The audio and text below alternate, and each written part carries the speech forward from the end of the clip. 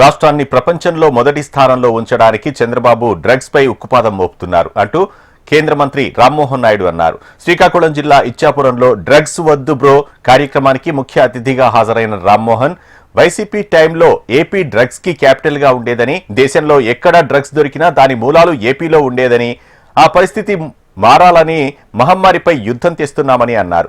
ప్రతి ఇంట్లో డ్రగ్స్ కి వ్యతిరేకంగా పోరాటం చేయాలని రామ్మోహన్ నాయుడు పిలుపునిచ్చారు. ఈ ఆంధ్రప్రదేశ్ రాష్ట్రం దేశంలోనే కాదు ప్రపంచంలోనే నంబర్